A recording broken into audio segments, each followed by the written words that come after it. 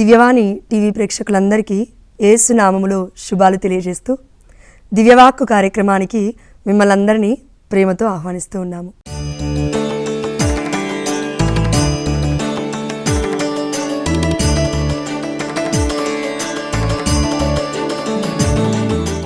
పరిశుద్ధమైన గ్రంథములో మనము ఎన్నో చోట్ల దేవుడు దేహం గురించి అంటే మన శరీరం గురించి మాట్లాడాడు. అదేవిధంగా ఆత్మ గురించి కూడా మాట్లాడుతున్నాడు. మన దేహము దేవుణ్ణి మహిమపరచాలి. ఇది పరిశుద్ధాత్మ దేవుడు ఈరోజు మనకి చూపిస్తున్న వాక్యము.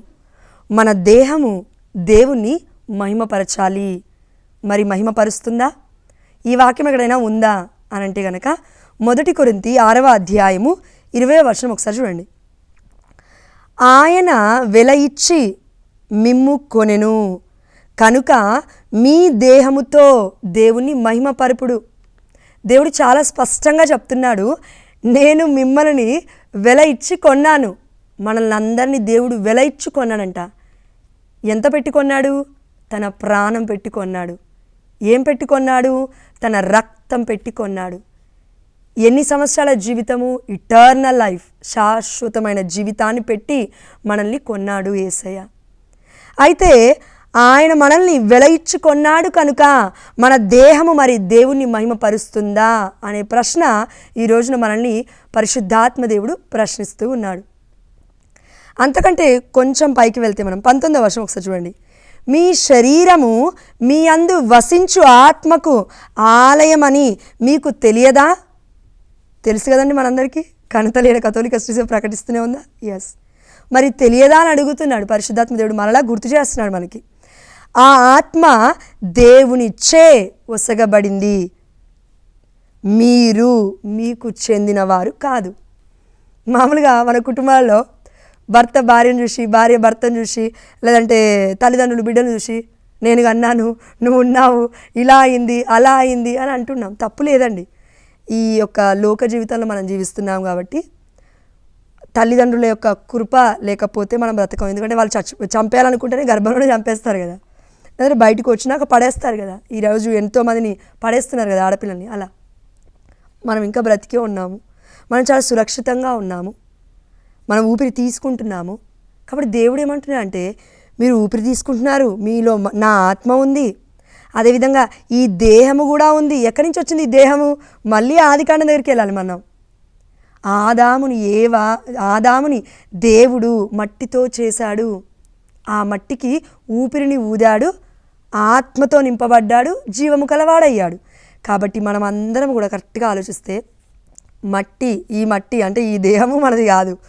ఇందులో ఉన్న ఆత్మ దేవుడిచ్చిన ఆత్మ, ఊపిరి. మరి ఈ రెండు మనది కానప్పుడు ఇంకా దేనికోసం అండి మనం బ్రతికేది కదా? దేవుణ్ణి మహిమపరచడం కోసం బ్రతుకుతున్నాం. ఎంతోమంది పునీతులు మన కనతలేని కథోలిక శ్రీసభ ఇప్పటికీ హిస్టరీ ప్రకారము 10,000 మంది కంటే ఎక్కువగా ఉన్నారు. డినామినేషన్స్లో పునీతుల మధ్యవర్తిత్వ ప్రార్థన అడగరు, ఎందుకంటే నమ్మరు.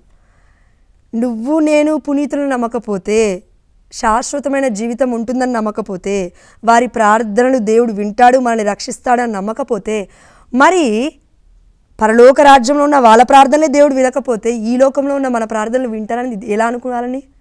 ఎందుకంటే ఈ శరీరం దుర్బలమైనది. అవునా అండి? మత్తయి సువార్త 26వ అధ్యాయం 41వ వచనము. మీరు శోధనలకు గురి కాకుండా మేలుకొని ప్రార్థింపుడు. శోధనకి గురి కాకుండా ఉండడానికి మనం మేలుకొని ప్రార్థించాలి. మేలుకొని ప్రార్థించమంటే ఇప్పుడు 24 గంటలు ఉంటాయి రోజుకి, మొత్తం కూర్చొని టేబుల్ దగ్గర దేవుడికి స్తుతి స్తుతి స్తుతి అలా అంటున్నారా? లేదు, దేవుడు అలా అంటలేడు. ఆత్మలో మేల్కొని ఉండి ప్రార్థించండి. ఎందుకంటే ఆ ఆత్మ మీకు ఏం చెప్తుందంటే, ప్రార్థించు, శోధన రాకముందే ప్రార్థించు, వేదన రాకముందే ప్రార్థించు, అప్పుల బాధలు రాకముందే ప్రార్థించు, మేల్కొని ఉండు, నీకు దేవుడు ఇచ్చిన దాన్ని స్తుతించు. మీరు బాధలో ఉన్నారా? అయితే దేవుని ప్రార్థించండి. మీరు సంతోషంగా ఉన్నారా? అయితే దేవుని స్తుతించండి. మీకు ఏదైనా అవసరత ఉందా? దేవుణ్ణి ఆరాధించండి. దేవుడు తీరుస్తాడు మన ప్రార్థనలు. కానీ మన ప్రార్థనలు దేవుణ్ణి ప్లీజ్ చేసేటట్టుగా ఉండాలి, అంటే సంతోషపెట్టేలాగా ఉండాలండి. ఇప్పుడు ఫర్ ఎగ్జాంపుల్ కింద పడిపోయాను అనుకోండి, ముందుకు వెళ్ళి కింద పడ్డాను, కాలు ఇరిగింది, అమ్మో ఇప్పుడిప్పుడే రావాలి స్వస్థత, అట్లా కాదు అది ప్రార్థన. కింద పడకముందే అయ్యా నన్ను రక్షించు అనే ప్రార్థన, అది ప్రార్థన అంటే. కింద పడ్డాన తర్వాత కాదండి, వెళ్ళిన తర్వాత లోయలో మొత్తం పడిపోయిన తర్వాత కాదండి. లేదంటే దేవుడు ఒక ప్రదేశానికి వెళ్ళొద్దన్నాడు అనుకోండి మనల్ని, అక్కడికి వెళ్ళి ఎవరో ఒకరు తప్పిపోయేదాకా చేసుకోవద్దు. దేవుడు వెళ్ళొద్దు అంటే వెళ్ళొద్దు అంతే. అయితే దేవుడి వాక్యం ఇక్కడ ఏం సెలవిస్తుందంటే, మీరు శోధనలకు గురి కాకుండాటకు మేల్కొని ఉండి ప్రార్థించండి, ఆత్మతో దేవుని ఆరాధించు, సత్యమందు దేవుని ఆరాధించు, మేల్కొని ఉండి ప్రార్థించు. అంటే మనము డే టైంలో మన యొక్క దేహాన్ని మొత్తం నలగొట్టుకుంటూ దేవుని ప్రార్థిస్తే మనం పడుకున్నప్పుడు ఆత్మ దేవుని మొరపెడుతుందంట. ఇది నిజం. అందుకే ఎన్నో చోట్ల మనం చూసాము, మీకు అర్థము కాని మూలుగుల ద్వారా దేవుడి ఆత్మే, పరిశుద్ధాత్మే మీ నుండి మొరపెడుతుందంటాడు దేవుడు. హన్న ఆ రోజు చేసిన ప్రార్థన ఏం ప్రార్థన అనుకుంటున్నారు? పరిశుద్ధాత్మ ప్రేరణ ద్వారా చేసిన ప్రార్థన. అందుకే ఏడుస్తుంది. ఈ నిరాశ, ఈ ఏడుపు సాతాను ఇచ్చే ఏడుపు కాదండి. 2 రకాలుగా ఉంటుంది ఏడుపు. ఒకటి సాతాను ఇస్తాడు, రెండవది దేవుడిస్తాడు. ఇది నిట్టూర్పుతో చేసే ప్రార్థన. సాతాను ఇచ్చే ఏడుపు ప్రార్థన ఎలా ఉంటుందంటే, దేవుడు చేసినా ఏడుపే, చేయకపోయినా ఏడుపే, భర్త బ్రతుకున్నా ఏడుపే, చచ్చిపోయినా ఏడుపే, కుమారులు బ్రతుకున్నా ఏడుపే, చచ్చిపోయినా ఏడుపే. బ్రతుకున్నారు ఎందుకయ్యా అని ఏడుస్తావు, చచ్చిపోతే చచ్చిపోయారయ్యా ఎందుకయ్యా అని ఏడుస్తావు. ఎందుకండి మనకి ఈ ప్రార్థనలు? వ్యర్థం కదా ఇవన్నీ. దేవుడు ఏమంటున్నా అంటే, ఇదిగో ఆత్మ సిద్ధమైనను దేహము దుర్బలముగా ఉంది. ఎందుకు మన ప్రార్థనలు అస్తవ్యస్తంగా ఉన్నాయి, అర్ధహీనంగా ఉన్నాయి, అర్ధరహితంగా ఉన్నాయి? మన ప్రార్థన కూడా అర్థం ఉండదు ఒక్కొక్కసారి. ఎందుకు ప్రార్థిస్తామో కూడా. వాళ్ళని చంపేయి, వీళ్ళని చంపేయి, వాళ్ళు ఏదో నన్ను అన్నారు, వాళ్ళని శపించు, ఇది ప్రార్థన కాదు. ఇది ప్రార్థన అసలే కాదు. లేదంటే ఉన్న పలంగా ఇప్పుడు నేను కారు కొనుక్కోవాలి, ఇది ప్రార్థన కాదు. ఉన్న పలంగా నేను 2 అంతస్తుల బిల్డింగ్ లేపాలి, ఇది ప్రార్థన కాదు. ప్రార్థన అంటే, అయ్యా నువ్వు నాకు ఇచ్చావు కదా ఆత్మని, నేను అది అనుభవించలేకపోతున్నాను, ఎక్స్పీరియన్స్ చేయలేకపోతున్నాను. ఎందుకంటే ఒక్కసారి పరిశుద్ధాత్మ అనుభూతిలోకి మనం వచ్చిన తర్వాత, పరిశుద్ధాత్మ మనం పాపము చేస్తుంటే చూస్తాడు, ఏడుస్తాడు, మొరపెడతాడు, దేవుడికి ఎంత చేయాలో అంత చేస్తాడు. దాని తర్వాత మన పాపము అతిక్రమం అయ్యేసరికి మొత్తం వెళ్ళిపోతాడు పరిశుద్ధాత్మ దేవుడు. మన ఆత్మే ఉంటుంది, పరిశుద్ధాత్మ దేవుడు ఉండడు ఇంకా. అప్పుడు ఇలాంటి అనుభవం ఎవరికన్నా ఉందా అంటే పరిశుద్ధమైన గ్రంథంలో దావీదుకండి. మనం 51వ కీర్తనలో 10-11 వచనాలు చూస్తే, అయ్యా నీ ఆత్మను నా నుండి తీసుకువేయకు, నీ సన్నిధి నుండి నన్ను గెంటివేయకు. అంటే దేవాలయం నుండి గెంటివేస్తున్నాను అర్థం కాదండి. ఈ దేహం అనే దేవాలయం నుండి పరిశుద్ధాత్మ సన్నిధిలో ఉండలేకపోతున్నాడు, అనుభవించలేకపోతున్నాడు. అందుకే పరిశుద్ధాత్మను నా నుంచి తీసివేయక అయ్యా అని మొరపెడుతున్నాడు దావీదు. ఎందుకంటే ఆ బాధ, ఆ వ్యధ, ఆ నిస్పృహ ఎంత ఘోరంగా ఉంటుందంటే వర్ణనాతీతం అండి. నిజంగా ఎక్స్పీరియన్స్ చేసి చెప్తున్నాను నేను. ఒక్కొక్కసారి ఏదైనా తప్పు చేసినప్పుడు ఒప్పుకో అంటాడు దేవుడు, కన్ఫెషన్కి వెళ్ళు అంటాడు. నేను చాలాసార్లు ఎక్స్పీరియన్స్ చేశాను, మొండిగా ఉండి కూడా చేశానండి. నా మీదే ఒక ప్రాక్టికల్గా నేను అనుభూతిని పొందాను. చెప్తున్నాడు కదా, అయినా సరే ఉంటాను, కన్ఫెషన్కి వెళ్ళను. ఫర్ ఎగ్జాంపుల్ ఎవరన్నా మన దగ్గరికి వచ్చి ఏదైనా గొడవైంది అనుకోండి, సారీ అని చెప్పాము అతనికి, ఎలా ఉంటుంది మన మనసు? ఆయన మనల్ని కూడా సారీ అని చెప్పాడు, చాలా రిలాక్స్గా ఉంటుంది. ఇది ఆ వ్యక్తికి నీకు మధ్యలో జరిగిన ఘర్షణ ద్వారా ఇచ్చిన సారీ అనే మాట. కానీ ఆత్మలో నువ్వు చేసిన తప్పులు, పాపాలు ఒక వ్యక్తితో నువ్వు ఒప్పుకోవాలి. ఆ వ్యక్తి ఎవరు? యేసయ్య ఎవరు? ప్రధాన యాజకుడు. ఆ ప్రధాన యాజకుడు ఎవరు? మన కళ్ళ ముందు ఈనాడు కనతలేని కథోలిక శ్రీసభ ఇస్తుంది మనకి. అందుకే యోహాను 20:23 ప్రకారము వారి మీదికి నేను ఆత్మను ఊదాను, ఆ ఆత్మ ఇదిగో మీ పాపాలని క్షమిస్తే క్షమింపబడుతుంది, క్షమింపబడపోతే క్షమింపబడదు. ఇది ఎక్కడుంది? మత్తయి సువార్త 16:18 ఇదిగో పేతురు నీకు తాళపు చెవులను ఇస్తున్నాను, నీవు ఈ లోకంలో దేన్ని బంధిస్తావో అది ఆ లోకంలో పరలోక రాజ్యంలో బంధింపబడుతుంది, ఈ లోకంలో నువ్వు దేన్ని విప్పుతావో అది పరలోక రాజ్యంలో విప్పబడుతుంది. అంటే ఏంటి? పాప క్షమాపణ అన్నిటికంటే గొప్ప సాక్రమెంట్. పాప క్షమాపణ లేకపోతే మనం బ్రతకలేం, చచ్చిపోతాం లిటరలీ. ఎందుకంటే పాపానికి వేతనము మరణమే కాబట్టి చచ్చిపోతాం, కుషించి మొత్తం చచ్చిపోతామండి. లాస్ట్ వీడియోలో మనం చూసుకున్నాం కదా, ఎముకలు సహితం హెచ్కేలు ప్రవచనం చెప్తుంటే పట్టమని ధ్వనితో కండరాలు పూయించుకొని ఇదిగో ఎముకలతో ఏర్పడుతున్నాయని. మన బాడీ మొత్తము కృషించిపోయేలాగా ఏది చేయగలుగుతుందంటే ఆత్మ చేయగలుగుతుంది. ఇదే దేహము శక్తివంతంగా తయారనంటే ఈ ఆత్మే చేయగలుగుతుంది. అదే ఆత్మ పరిశుద్ధాత్మ. కాబట్టి మత్తయి 26:41 దేవుడు ఏమంటున్నా అంటే, మీరు శోధనలో ఎందుకు పడుతున్నారు తెలుసా? ఆత్మ సిద్ధంగా ఉంది కానీ దేహము దుర్బలంగా ఉంది. ఆత్మలో దేవుడు మీకు సాయం చేస్తున్నాడు. ప్రార్థించట్లేరే మీరు? వాక్యం చదవట్లేరే మీరు? దివ్య బలి పూజకి వెళ్ళట్లేరే మీరు? పాప సంకీర్తనం తీయట్లేరే మీరు? ఎన్ని చేస్తున్నారు? ఎన్ని అతిక్రమాలు చేసినా కూడా పాపమే లేదు, నేను పరమ పరిశుద్ధురాలిని, పరమ పవిత్రుని, నేను ఇలానే జీవిస్తాను, కనుతలేని కథలిక శ్రీపసభ ఎంత చెప్పినా నాకు అనవసరము అని అంటే చచ్చిపోతాం, ఇంకేం చేయలేము, అంతే. ఎప్పుడు? శాశ్వత ఈ మరణం గురించి కాదు దేవుడు మాట్లాడేది, రెండో మరణం గురించి. అగ్ని చల్లారదు, పురుగు చావదు, శరీరంతో వెళ్తావు, ఊరికే వెళ్తున్నావు అని అనుకోకు. శరీరానికి బాధ తెలుస్తుంది. ఒక చిన్న నిప్పురవ్వ వచ్చి మీద పడితేనే అమ్మో అనుకుంటూ ఉంటామండి. ఎంత బాధ కదా, అక్కడ ఏదో అయిపోతుందని. ఇంత పెద్ద బాడీలో, ఇంత పెద్ద శరీరంలో, ఇంత పెద్ద దేహం మీద ఒక చిన్న నిప్పురవ్వ పడితేనే భరించలేకపోతున్నావు. మరి రెండో మరణంలో, శాశ్వతమైన మరణంలో భరిస్తావా? దేహం మొత్తం కాలుతుంటే, కమిలిపోతుంటే, అగ్ని మొత్తం ఆరకుండా నన్ను కాల్చేస్తుంటే భయంకరమైన వేదన అది. అక్రందనలు ఆనాడు ఇజ్రాయేల్ ప్రజలు మొరపెడితే 430 సంవత్సరాలు దేవుడు వినలేదు. ఎందుకు వినలేదు? వాళ్ళు చెప్పిన మాటలు దేవుడు వినలేదు కాబట్టి. నువ్వు నేను అనుకుంటుండొచ్చు, దేవుడు కరుణామయుడు, దయామయుడు, చాలా కనికరం కలిగిన వ్యక్తి కాబట్టి క్షమిస్తాడు కదండి, అవునా? ఎస్. కానీ స్లీవలో మరణిస్తున్న యేసయ్య ఒక మాట అన్నారు. ఏమన్నారు? అయ్యా వీరేం చేస్తున్నారో వీరికి తెలియదు కనుక, చూడండి, వీరికి తెలియదు కనుక వీరిని క్షమించు. అన్యులకి ఏమీ తెలీదు, బైబిల్ గురించి అన్యులకి తెలీదు, పరిశుద్ధమైన గ్రంథం గురించి తెలీదు, యేసయ్య పేరు గురించి ఎవరికీ తెలీదు అన్యులకి. కానీ మనకు తెలుసు. కన్న తల్లి కథోలిక శ్రీసభలో పుట్టు క్రైస్తవులము, లేదంటే జ్ఞానస్నానం పొందిన వాళ్ళము అందరికీ యేసయ్య గురించి తెలుసు. యేసు రక్తములోనే ఇదిగో రక్షణ ఉందని తెలుసు. ఇవన్నీ తెలిసిన తర్వాత కూడా పాపం చేసినప్పుడు పాప సంకీర్తనకి వెళ్ళాలని తెలిసినా కూడా, మంచి పనులు చెయ్యాలి, చెడు పనులు చెయ్యొద్దు అని తెలిసినా కూడా, అరే ఏది చేసినా దేవుడు నా మంచికే అని తెలిసినప్పటికీ కూడా మన ప్రయత్నం మనం చేయకుండా నా ఇష్టం వచ్చినట్టు జీవిస్తాను, దేవుడు క్షమిస్తాడులే అంటే that's a halogenation, that's not true. అది అసత్యము, సత్యం అనబడదు. నిన్ను నన్ను మోసం చేస్తున్నాడు ఎవడు? ఇదిగో సాతాను, అబద్ధికుడు, అపవాది, దొంగవాడు.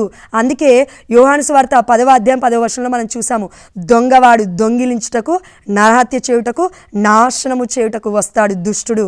కానీ దేవుడు, ఆయన మన తండ్రి యేసయ్య మనల్ని అభివృద్ధి బాటలో నడుచుటకు, జీవవంతులుగా జీవింపజేయుటకు, సమృద్ధిగా ఆ జీవాన్ని ఇచ్చుటకు ఈ లోకంలోకి వచ్చి ఉన్నాను అని దేవుడు ఇంత క్లియర్గా చెప్తుంటే మరి ఇంకా ఏంటండి?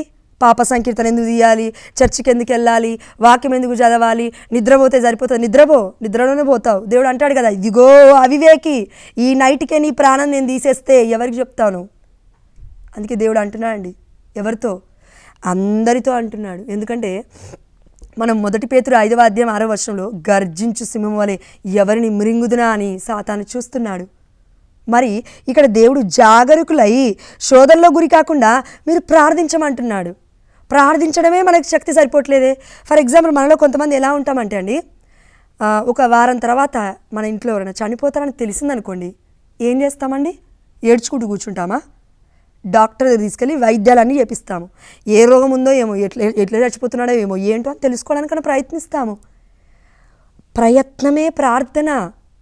నిన్ను నన్ను కాపాడుకోవడానికి మన దేవుడిచ్చిన ఆత్మను మనలో శక్తివంతంగా నిద్రపోకుండా, అలా ఆత్మని నిరుత్సాహపడకుండా, ఇదిగో అలా చంపేయకుండా, ఆ ఆత్మతో పాటు మన దేహము కూడా స్వస్థత పొందుకోవాలంటే దేవుడు ఏమంటున్నాడంటే, ఆత్మ సిద్ధంగానే ఉందమ్మా, ఆత్మతో పాటు ఏకీభవించరాదు? ఆత్మతో పాటు ఏకీభవించయ్యా, నీకు ఇచ్చిన ఆత్మ నాదే అంటున్నాడు దేవుడు. అంటే యేసయ్యదే. దేహం ఇప్పుడు దుర్బలంగా ఉంది కాబట్టి భయపడద్దు. దేహంలో రోగాలు ఉన్నాయా? ఘోరమైన శ్రమలు ఉన్నాయా? లేకపోతే కూర్చున్న ప్లేస్ నుంచి లేవలేకపోతున్నావా? మేబీ నువ్వు ఒకవేళ ప్యారలైజ్ అయిన వ్యక్తే కావచ్చు, బెడ్ రిడన్ అయి ఉండొచ్చు, నో ప్రాబ్లం. దేవుడు అంటున్నాడు, ఇప్పటికైనా విశ్వాసం ఉంచు, చేసిన తప్పులను ఒప్పుకో. కన్నతలైన కథోలిక శ్రీసభ దగ్గరికి వెళ్ళడానికి నీకు ఒకవేళ కాళ్ళే చచ్చుబడిపోయాయేమో, పిలువు, ప్రీస్టులను పిలువు, గురువులను పిలువు, ఇంటి దగ్గరికి పిలువు, వాళ్ళు వింటారు నీ కన్ఫెషన్స్. విన్న తర్వాత స్వస్థత తప్పకుండా అవుతుంది. నమ్ముట నీ వలనైతే నమ్మువానికి సమస్తము సాధ్యమే. విశ్వసించుట మన వలన తప్పకుండా అవుతుంది. ఎందుకు? ఈ ఆత్మలోనే విశ్వాసం అనే గొప్ప వరం ఉంది కాబట్టి. అందుకే దేవుడు మనకి ఈరోజు మనందరికీ అండి చెప్తున్నాడు. ఏమని అంటే, నాతో సహా, ఇదిగో ఆత్మ సిద్ధముగా శక్తివంతంగా ఉంది, కానీ దేహము దుర్బలంగా ఉంది. అయితే మరి ఈ దేహంతో దేవుడు మనల్ని మహిమపరచమని ఎందుకు అడుగుతున్నాడు? ప్రశ్న కదండి ఇది, అవునా కాదా? ఇదిగో మనం చదువుకున్నాము మొట్టమొదటిగా 1 కొరింథీ 6వ అధ్యాయం 20వ వచనంలో, దేవుడు మనల్ని వెల ఇచ్చి కొనెను కనుక మీ దేహముతో దేవుని మహిమపరుపుడు. మరి దేహము దుర్బలంగా ఉంటే దేవుని ఎలా మహిమపరిచేది? ఆలోచించాలి. ఎలా అండి మహిమపరిచేది? గత వీడియోలో మనం తెలుసుకున్నాం మరియ తల్లి యొక్క జీవితము కూడా నిష్కలంకమైనది కాబట్టి మరియ తల్లి గర్భములో యేసయ్య తన రక్తాన్ని మాంసాన్ని మొత్తం పుణికిపుచ్చుకొని ఒక ముద్దలాగా తయారై ఈ లోకానికి శరీర రూపధారుడిగా వచ్చాడు. అందుకే ఆ శరీరానికి రక్తం ఉంది, మాంసం ఉంది, కండరాలు ఉన్నాయి, రక్త ప్రసరణ ఉంది, అన్నీ ఉన్నాయి. అందుకే ఆ రక్తము స్లీవపై కొట్టబడింది. ఆ దేహము నుండి కారుతున్న రక్తము ద్వారే మనకి రక్షణ. స్లీవ పైన ఉంది విగ్రహము కాదు, స్లీవ పైన ఉంది ఎవరో కాదండి, యేసయ్య. మర్చిపోయారా ఏంటి? దేవుడు గుర్తు చేయమంటున్నాడు. పక్కన ఇంకో దొంగవాడున్నాడు, ఇటుపక్క ఇంకో దొంగవాడున్నాడు, మంచి దొంగవాడున్నాడు, చెడ్డ దొంగవాడున్నాడు. దేవుడు ఏమంటున్నాడు? మంచి దొంగవాడితో, ఇదిగో నువ్వు విశ్వసించావు కనుక నీవు నాతో పాటు ఈనాడు పరదేశంలో ఉంటావు అని విశ్వసించాలి, అంతే. బట్టలు మార్చుకోమని దేవుడు చెప్పట్లేడు, లేదంటే గొప్పగా బ్రతుకోమని దేవుడు చెప్పట్లేడు, డాంబికత్వం పెంచుకోమని దేవుడు చెప్పట్లేడు, కార్లలో బంగ్లాలలో తిరిగితే నేను నిన్ను కాపాడుతాను దేవుడు అనట్లేడండి. నీలో ఉన్న ఆత్మని కాపాడుకో అమ్మా. ఆ ఆత్మ సిద్ధంగా ఉంది, కానీ శరీరము దుర్బలంగా, దేహము దుర్బలంగా ఉంది కాబట్టి ఈ దేహాన్ని కూడా నువ్వు మహిమపరచుకో. ఎలా మహిమపరచాలి? మరియ తల్లి దేహాన్ని మహిమపరచుకుందా? ఎలా మహిమపరిచింది? లూకా సువార్త 1వ అధ్యాయం 36 నుండి మనం చూస్తే, సర్వోన్నతుని శక్తి నిన్ను ఆవరించును, ఇదిగో ఆ ఏలిన వారే నీతో ఉన్నాడు అని అంటున్నాడు గాబ్రియేలు దూత. దేవుడి అనుగ్రహాన్ని పొందుకున్నావమ్మా. ఇప్పుడు నువ్వెవరికి జన్మనిస్తున్నావంటే పవిత్ర శిశువుకి. చూడండి, శిశువు అని లేదు అక్కడ వర్డ్, పవిత్ర శిశువుకి నువ్వు జన్మనిస్తావు. అందుకే హోలీ ఇన్ఫాంట్ బేబీ జీసస్ అంటాం మనం. బేబీ జీసస్ అనం మనం, హోలీ ఇన్ఫాంట్, చిన్నారి బాలుడు. కాబట్టి ఆ బాలుడు గొప్పవాడు, బలవంతుడు, పరిశుద్ధుడు. కాబట్టి ఆ తల్లి గర్భములో పుట్టడానికి ఇష్టపడ్డాడంటే ఆ తల్లి హృదయం ఎంత నిష్కల్మషమైనది, ఆ తల్లి గర్భము ఎంత ధన్యమైనది, ఆ తల్లి జీవితమే పరిశుద్ధతలో నడిచింది అని బల్లగుది చెప్పొచ్చండి. కరెక్ట్గా చెప్పాలంటే ఒకవేళ అసత్య ప్రవక్తలు ఎవరైనా వచ్చి మీ మధ్యలోకి వచ్చి మరియ తల్లి గురించి నెగిటివ్గా మాట్లాడారనుకోండి, ఒక్క మాట అడగండి, నీ కళ్ళ ముందున్న నీ తల్లి గురించి నీకేమైనా తెలుసా? నీ తల్లినే మహిమపరచట్లేవు, నీ తల్లినే గౌరవించట్లేవు, నీ తల్లి గురించే అసలు మంచి మాటలు మాట్లాడట్లేవు. మరియ తల్లి గురించి మాట్లాడడానికి నీకు ఎంత అర్హత ఉంది? కళ్ళ ముందు కనబడుతున్నాయి అన్ని నిజాలు కాదు, కళ్ళ ముందు కనబడుతున్నాయి మాత్రమే నిజాలు కాదు, వింటున్నది మాత్రమే నిజము కాదు, చెప్తున్నవి మాత్రమే నిజాలు కాదు. పరమ సత్యాలు కన్నతల్లి అయిన కథోలిక శ్రీ సభలో ఎన్నో ఉన్నాయి, అవి దాగి ఉన్నాయి. ఎక్కడ? పరిశుద్ధమైన గ్రంథంలో. ఇంకెక్కడికో వెళ్ళకండి మీరు. పరిశుద్ధమైన గ్రంథములో ఉన్న వాక్యంలో ఉన్న మర్మము నీకు నాకు అర్థం కావాలంటే పరిశుద్ధాత్మ చేత మనం అభిషేకింపబడాలి. ఆ పరమార్థాన్ని దేవుడే మనకి వివరిస్తాడు. ఏ వ్యక్తి వివరించలేడు, చాలా కష్టం వివరించాలన్నా కూడా. కొంతమంది అంటారు మరియ తల్లి డైరెక్ట్ వర్డ్ ఎక్కడుంది పరిశుద్ధురాలని అంటే, లేదు, ఉండదు. ఉంటే దేవుడు ఎందుకు అంటాడు? పరిశుద్ధాత్మ మీ మీదకి వచ్చినప్పుడు మీకు సమస్త విషయాలని చెప్తుంది. మీరు ఇదిగో దేశ నలుమూలల, ప్రపంచ నలుమూలత తిరిగి మీరు నాకు సాక్షులై ఉండండి అన్నాడు దేవుడు. నాకు సాక్షులై ఉండమని దేవుడు అంటున్నా అంటే నాకు అనగా యేసయ్యకు సాక్షులై ఉండమని అర్థం కాదు. పరిశుద్ధమైన గ్రంథంలో ఉన్న వాక్యంలో ఉన్న యొక్క నిగూఢమైన రహస్యాలకి మీరు సాక్ష్యముగా వెళ్ళండి అని అర్థము. ఆనాడు దేవుడు కేవలం 12 మంది అపోస్తులే కాదు, 72 మందిని కూడా పంపించాడు లోకానికి. ఎందుకు? ఎవరి మీద దేవుడు ఆత్మను ఉదితే వాళ్ళు వెళ్ళి ప్రకటించమని అర్థము. ఒకవేళ నువ్వు నేను ఈ రోజుల అసూయతో, కుళ్ళుతో, కుతంత్రంతో, మరి కొంతమంది పరిశుద్ధాత్మ ప్రేరణతో బయటకు వచ్చి బోధిస్తున్నప్పుడు వారిని అనగద్రొక్కాలని చూస్తున్నారేమో, కానీ పరిశుద్ధాత్మ వారిని లేబడుతుంది. ఎలా? వారి యొక్క దేహము కూడా దేవుడి కృప చొప్పున మహిమపరపబడాలి అని ముందుకు వస్తున్నారు ఎంతోమంది బిడ్డలు. కాబట్టి వారిని త్రొక్కివేయద్దు అని దేవుడి యొక్క వాక్యం సెలవిస్తుంది. వారి దేహము కూడా నీ దేహము నా దేహమే కాదు, వారి దేహము కూడా దేవుని మహిమపరచడానికే ఈ ప్రయాస మొత్తము ఈ యొక్క లోకంలో చేసేది. కాబట్టి మరి ఈ దేహము దేవుని ఎలా మహిమపరుస్తుంది? ప్రశ్న కదండి. ఎస్. మళ్ళీ యోహాను సువార్త లాస్ట్ క్లాస్లో మనం విన్నాం. యోహాను సువార్త 6వ అధ్యాయం దగ్గరికి రండి ఒకసారి. వీలైతే అండి ఇప్పుడు వీక్షిస్తున్న మీరందరూ కూడా 6వ అధ్యాయం మొత్తము చదవమని మిమ్మల్ని అందరూ నేను చేతులెత్తి రిక్వెస్ట్ చేస్తున్నాను. 6వ అధ్యాయం క్లియర్గా చదవడానికి ప్రయత్నించండి. పరిశుద్ధాత్మదేవ నాకు సాయం చేయమని అడగండి. చాలా మర్మాలు ఉన్నాయి. ఈ 6వ అధ్యాయంలో చాలా థింగ్స్ ఉన్నాయండి. అర్థం చేసుకుంటే చాలా గొప్ప విషయాలు ఉన్నాయి. అయితే 6వ అధ్యాయము 48వ వచనం చూడండి. జీవాహారమును నేనే, జీవ ఆహారమును నేనే, ఆహారాన్ని నేనే. అవునండి, ఎస్, ఇదొకటి గుర్తుపెట్టుకోండి. జీవాహారము దేవుడే. 50వ వచనము, పరలోకము నుండి దిగివచ్చిన ఆహారం ఇదే, దీనిని భుజించువాడు మరణింపడు. పరలోకం నుండి ఆనాడు మన్నా వచ్చింది. ఏనాడు? ఇజ్రాయెల్ ప్రజల్ని కాపాడడానికి. 6 లక్షలకి పైగా ఉన్నారు. రెండో తరం అయితే 22 కోట్లకు పైగా ఉన్నారంటండి. హిస్టరీ చెప్తుంది, చరిత్ర చెప్తుంది. అంటే 2 తరాలు దాటిపోతూ ఉన్నాయి అప్పటికి. 40 సంవత్సరాలు అంటే ఒక తరం దాటుతుంది కదండి, అవునా? ఎస్. సో అక్కడ మన్నాని దేవుడు ఇచ్చాడు. అది ఏ ఆహారం అనుకుంటున్నారు? ఈ లోక ఆహారం కాదు, అది పరలోక ఆహారం. అది అంటే దేవదూతల ఆహారం. ఎక్కడుంది ఈ వాక్యము? కీర్తనల గ్రంథం 50-55 అధ్యాయాలు ఒకసారి మీరు చదివితే అక్కడ ఉంటుందండి. పరలోకము నుండి ఆనాడు దిగి వచ్చిన ఆహారము దేవదూతల ఆహారం మన్నా. ఈనాడు దేవదూతల ఆహారం కాదు, ఇది దేవుడే ఆహారమై ఉన్నాడు. ఈ ఆహారము పరలోకము నుండి దిగి వచ్చింది, దీనిని భుజిస్తే మీరు మరణించరు. పరలోకము నుండి దిగి వచ్చిన జీవము గల ఆహారమును నేనే అని మళ్ళా దేవుడు చెప్తున్నాడు. ఎందుకంటే మనం వినే పరిస్థితుల్లో మనం లేము.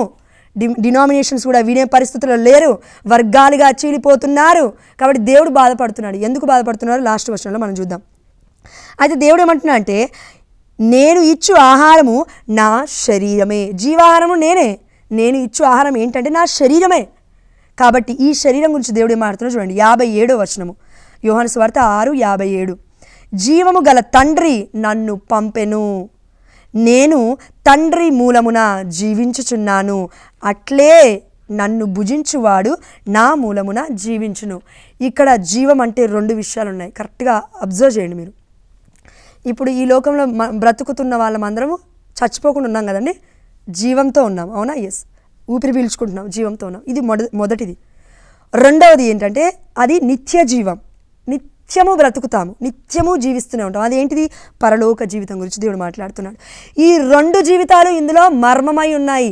ఇదిగో క్రోడీకరించబడి ఉన్నాయి, లేదంటే ఏమంటారండి, అటాచ్గా ఉన్నాయి. ఈ 2 విషయాలు కూడా అర్థమవుతుందండి. ఒకదానికి అనుసంధానం కలిగి ఉన్నాయని చెప్పొచ్చు.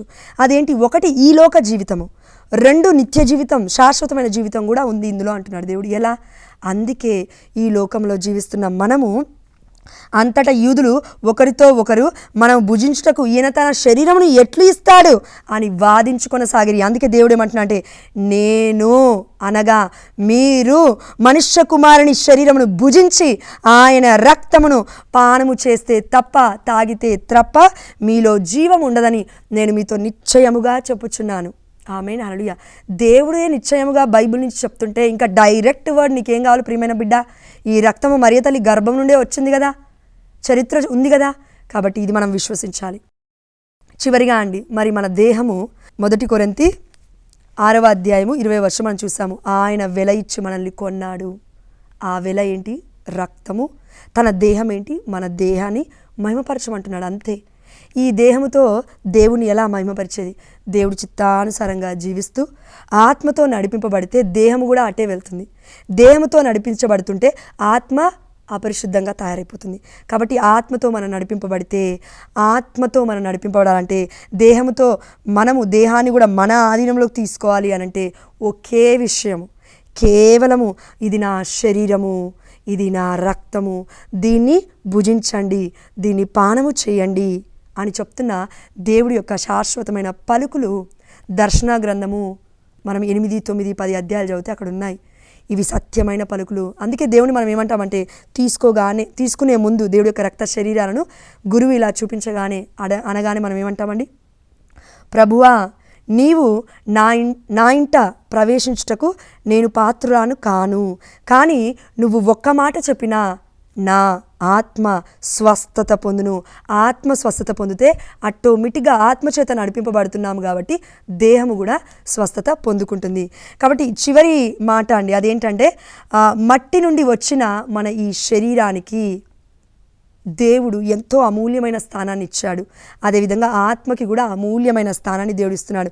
అందుకే ఏమంటున్నాడు అనంటే, మీరు మీకు చెందిన వారు కానే కారు, కాబట్టి నన్ను మహిమపరచండి అని చిన్ని ప్రార్థన చేసుకొని ముగించుకుందాం. పరిశుద్ధుడా, ప్రేమ కలిగిన తండ్రి, ఈ దేహము మాది కాదు, ఈ ఆత్మ మాది కాదు, అందుకే మీ ఆత్మను మాలో ఊదారు తండ్రి. అందును బట్టి మీ కృపను బట్టి మీకు స్తోత్రమయ్యా. అయా, నీ చిత్తానుసారంగా ఆత్మతో అభిషేకింపబడ్డ మేమందరము కూడా ఆత్మలోనే నడుచుటకు మాకు దేహానికి శక్తినివ్వండి తండ్రి. ఎందుకంటే మా దేహము దుర్బలమైనది అని నువ్వే అంటున్నావయ్యా. మేము పొందుకున్న నీ దేహము దివ్య సప్రసాదము.